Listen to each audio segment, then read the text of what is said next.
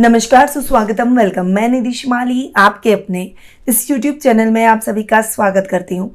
आज मैं आपके सामने शुक्र की राशि परिवर्तन की जानकारी लेकर उपस्थित हुई हूँ और शुक्र वर्तमान में अपनी अति शत्रु राशि सिंह में विराजमान है। 25 अगस्त को वे अपनी नीच की राशि कन्या में प्रवेश करेंगे और ये किसी भी राशि के लिए अच्छा नहीं है, क्योंकि शुक्र का नीच का होना आपको कई तरह के अलग अलग परिणाम दिलवाएगा। अब सभी राशियों को क्या परिणाम शुक्र के मिलने वाले हैं उसके बारे में जान लेते हैं। तो 12 राशियों के लिए शुरू करते हैं शुक्र का राशि परिवर्तन। साथ ही कुछ विशेष उपाय मैं आपको बताऊंगी जो कि शुक्र के बेहतर परिणामों को आपके जीवन में उत्पन्न कर सके और शुक्र के नीच के प्रभावों को कम कर सके।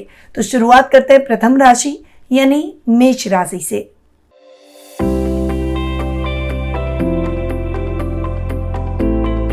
आपके लिए शुक्र द्वितीय और सप्तम भाव के स्वामी हैं और शुक्र आपके 6th हाउस में जाकर बैठे हैं। 2nd और 7th हाउस का लॉर्ड अगर नीच का होकर 6 में बैठा है तो रोजमर्रा के लाभ में कमी आएगी, पैसा कहीं अटक सकता है। निवेश करते समय आपको सावधानी रखनी है। व्यापारिक वर्ग के लिए किसी भी अजनबी कंपनी के साथ टाई अप करना ठीक नहीं है। इस समय किसी के साथ भी टाई अप न करें, रूटीन के कार्यों को पूरा करें, रिस्की कामों में हाथ न डालें, जीवन साथी के साथ बिल्कुल बहस न करें। इस समय अगर विवाह योग्य हो चुके हैं तो थोड़ी सी निराशा आपको अपने लाइफ पार्टनर की तलाश में हो सकती है। शुक्र के गोचर के दौरान आपको शुक्रवार को देवी सरस्वती की पूजा आराधना करनी चाहिए और उन्हें सफेद फूल अर्पित करें। अब आते हैं वृषभ राशि पर।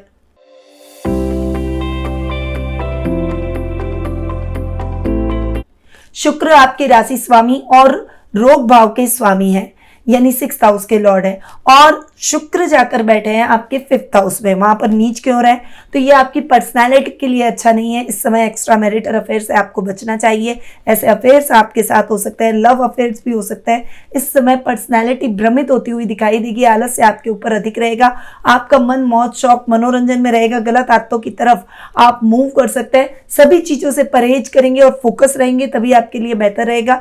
रिश्तों में भी आप अपने अपनों को नाराज कर देंगे, इसीलिए इस समय आपको संभल कर रहने की अत्यंत आवश्यकता है, वरना समय निकल जाएगा और आप अकेलापन महसूस करेंगे। आप अकेले ही खड़े दिखाई देंगे और कई प्रकार के नुकसान की स्थितियों को आप अपने जीवन में फेस करेंगे। इस समय आपको अपने शत्रुओं से बचना होगा, कोई भी गलत मित्रों की संगति से भी बचना होगा और गलत आदतों को अपने जीवन में बढ़ावा न दें। शुक्र के गोचर के दौरान शुक्रवार को आपको कन्याओं को सफेद वस्त्र दान करने चाहिए। अब आते हैं मिथुन राशि पर।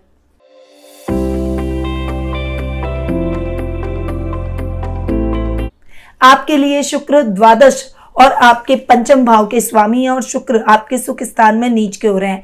यहाँ पर आपके कुछ खर्चे अचानक बढ़ सकते हैं, कुछ अनर्गल खर्चे हो सकते हैं जिनकी आवश्यकता आपके जीवन में नहीं है, इसीलिए ऐसे खर्चों से आपको बचना होगा। अपने मन को भ्रमित ना होने दें, थोड़ा सा मन को बस में और नियंत्रण करके रखें। इस समय आपको यानी विद्यार्थी वर्ग को पढ़ाई में बेहतर परिणाम नहीं मिलेंगे, थोड़ा सा पढ़ाई में मन नहीं लगेगा, भ्रमित हो जाएंगे, गलत मित्रों की संगति से बचना होगा। ग्रुप स्टडी की जगह अगर इंडिविजुअल स्टडी करेंगे तो आपके लिए बेहतर रहेगा। शुक्र के गोचर के दौरान आपको प्रतिदिन अपने माथे पर सफेद चंदन का तिलक लगाना चाहिए। अब आते हैं कर्क राशि पर।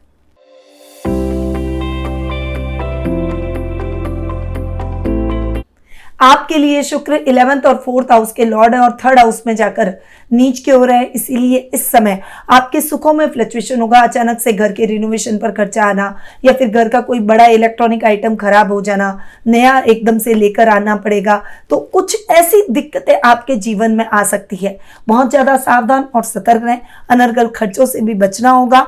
इस समय अपनी आर्थिक स्थिति को देखकर अपने बजट को निर्धारित करके आपको चलना होगा।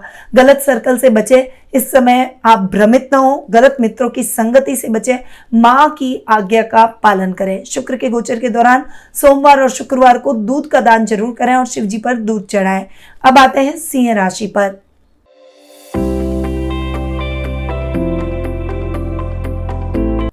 आपके लिए शुक्र 10th और 3rd हाउस के लॉर्ड है और 2nd हाउस में नीच के हो रहे हैं। यहाँ पर आपके इनर स्ट्रेंथ और जो पावर है वो थोड़ी सी नेगेटिव वे में जाएगी। इस समय आप भ्रमित होते हुए दिखाई देंगे, गलत आदतों का शिकार भी हो सकता है। छोटे भाई बहनों से पैतृक संपत्ति संबंधी विवादों को ना उभारे, वरना आपको नुकसान झेलना पड़ सकता है। इस समय कुछ फाइनेंशियल प्रॉब्लम्स भी आपके जीवन में उत्पन्न हो सकती है। वर्क प्लेस पर काम में लापरवाही की वजह से आपको बॉस की डांट भी सुनने को मिल सकती है। काम का बर्डन भी अधिक रहेगा और काम करने की प्रवृत्ति भी कम रहेगी, इसीलिए अपने बॉस को विश्वास में रखें। आपको कोई भी कार्य में लापरवाही नहीं करनी है, थोड़ा सा डेडिकेशन काम में दिखाना होगा। शुक्र के गोचर के दौरान आपको नियमित रूप से गायों को चारा खिलाना चाहिए। अब आते हैं कन्या राशि पर।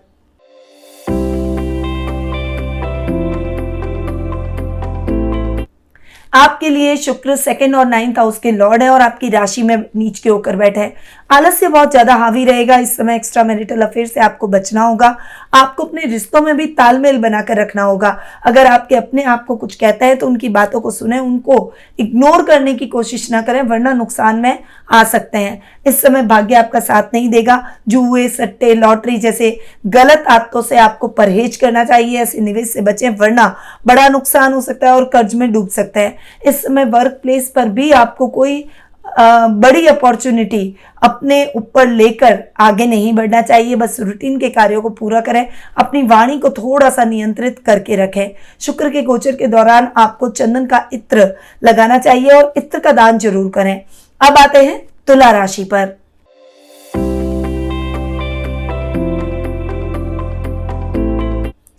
आपके लिए शुक्र आपके राशि स्वामी और अष्टम भाव के स्वामी हैं और शुक्र द्वादश स्थान यानी खर्च भाव में नीच के हो रहे हैं। यहाँ पर खर्चों को तो कंट्रोल करेंगे, परंतु पर्सनैलिटी थोड़ी सी भ्रमित दिखाई देगी। गलत विपरीत लिंग के प्रति आकर्षण चरम पर रहेगा। इस समय बहुत सारे अफेयर्स हो सकते हैं। थोड़ा सा अपने पार्टनर के प्रति लॉयल रहने का प्रयास करें।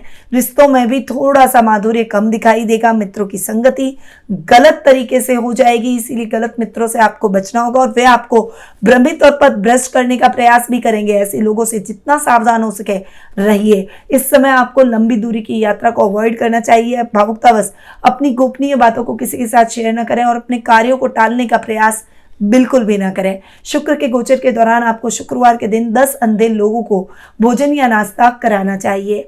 अब आते हैं वृश्चिक राशि पर।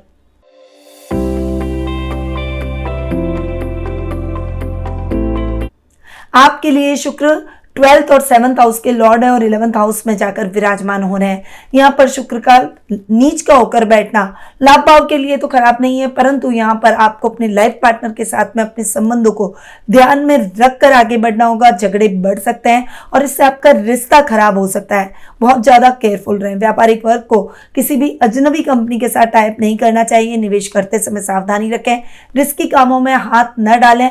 रूटीन के कार्यों को ही पूरा करें।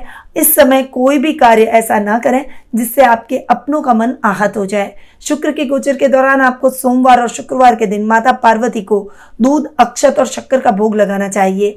अब आते हैं धनु राशि पर।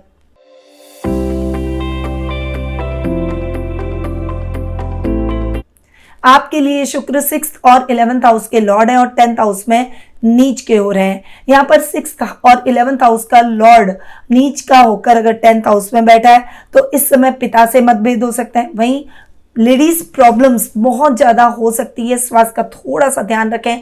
खासकर आपको पीसीओडी की, पीरियड की प्रॉब्लम, इरेगुलरिटी की प्रॉब्लम, कुछ इंटरनल पार्ट पर ईचिंग, फोड़े, फुंसी जैसी प्रॉब्लम हो सकती है। पुरुषों में पाइल्स और मसे की प्रॉब्लम से उनको बचना चाहिए। गलत मित्रों की संगति से बचें। गलत आदत से परहेज करें। कोई भी कार्य जल्दबाजी में ना करें। इस समय लाभ की स्थितियां भी फ्लक्चुएट रहेगी, इसलिए निवेश करते समय भी सावधानी रखनी होगी।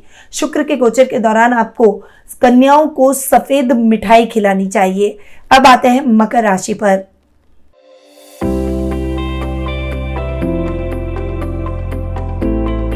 आपके लिए शुक्र हैं योग कारक ग्रह, यानी 5th और 10th हाउस के लॉर्ड हैं और शुक्र भाग्य स्थान में नीच के हो रहे हैं। यहाँ पर लॉटरी, जुआ, सट्टा ऐसी चीजों से आपको परहेज करना होगा। विद्यार्थी वर्ग का मन पढ़ाई में नहीं लगेगा, वो भ्रमित दिखाई देगा। घर की कन्याओं पर नजर रखनी होगी। बेटियों को सही मार्गदर्शन प्रदान करें, वरना वे भ्रमित हो सकती है, पथभ्रष्ट हो सकती है। इस समय वर्क प्लेस पर भी आपको अपने अधिकारियों को विश्वास में रखकर कार्य करना चाहिए। कोई भी कार्य उनसे छुप कर ना करें, वरना बहुत ज्यादा मुसीबतों का सामना करना पड़ सकता है। शुक्र के गोचर के दौरान आपको हाथ और गले में गुलाबी रंग का स्फटिक धारण करना चाहिए। अब आते हैं कुंभ राशि पर।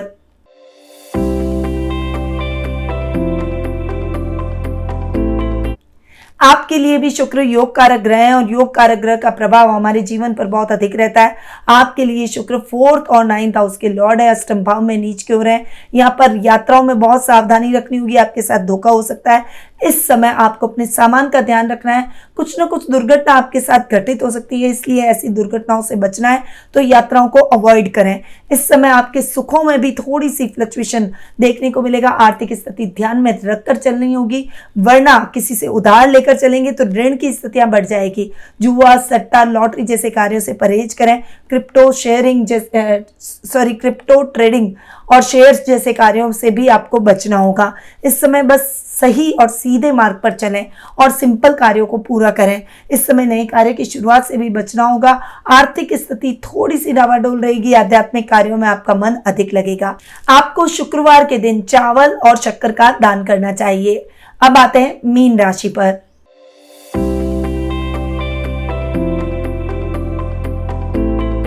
आपके लिए शुक्र 3rd और 8th हाउस के लॉर्ड है और 7th हाउस में नीच के हो रहे हैं। यहाँ पर दाम्पत्य जीवन के संबंध तो सुधरेंगे, क्योंकि अगर बिगड़े हुए हैं तो वो ठीक हो जाएंगे। मन मुटाव की स्थितियां कम होगी, सुलह की गुंजाइश बढ़ेगी। इस समय आपको भाई बहनों के साथ कोई भी मतभेद नहीं रखने चाहिए, वरना आपके रिश्तों में दरार आ सकती है। इस समय आपको अपनी इच्छाओं की जगह अपने कर्तव्यों को प्रायोरिटी देनी चाहिए। अपने काम को पहले पूरा करें, उसके बाद अपनी इच्छाओं को पूरा करें। यात्राएं करने से बचें, गुप्त शत्रुओं से सावधान रहें, अपने कार्यों को किसी और पर न डालें, खुद खड़े रहकर पूरा करें। शुक्र के गोचर के दौरान आप नकारात्मक प्रभावों से बचने के लिए शुक्रवार का व्रत करें और बिना नमक का भोजन जरूर करें। तो ये है शुक्र के आप 12 राशियों पर प्रभाव। और चूंकि शुक्र नीच के हो रहे हैं, तो जो मैंने उपाय बताए, इन उपायों को अपनाकर शुक्र की स्थिति को थोड़ा सा ठीक आप कर सकते हैं, ताकि ये समय आपके लिए बेटर रहे और शुक्र के दुष्प्रभाव से आप बच सकें। तो इन उपायों को जरूर अपनाएं। और यदि आप अपनी पर्सनल जन्म पत्रिका के माध्यम से अपने भविष्य से संबंधित प्रश्नों के उत्तर प्राप्त कर अपने भविष्य को संवारना चाहते हैं, तो आप टेलीफोनिक अपॉइंटमेंट और पर्सनल मीट के माध्यम से मुझसे जुड़ सकते हैं। अधिक जानकारी के लिए स्क्रीन पे दिए गए नंबरों पर कॉल या फिर व्हाट्सएप करके आप संपर्क भी कर सकते हैं। अब मैं अपनी वाणी को यहीं विराम देती हूँ। स्वस्थ रहिए, व्यस्त रहिए, मस्त रहिए और हमेशा मुस्कुराते रहिए। जय श्री राधे कृष्णा। गुरुमानिधि श्रीमाली एक प्रसिद्ध ज्योतिषाचार्य हैं। उनके जोधपुर स्थित ज्योतिष संस्थान में महामृत्युंजय, काल सर्प दोष, मां बगलामुखी, विवाह बाधा निवारण पूजा एवं अन्य सभी प्रकार की पूजाएं संस्थान के विद्वान पंडितों द्वारा पूर्ण विधि विधान एवं शास्त्रोक्त रीति से संपन्न करवाई जाती है। अतः आज ही अपनी पूजा बुक करवाने हेतु इन नंबरों पर संपर्क करें 8955658362।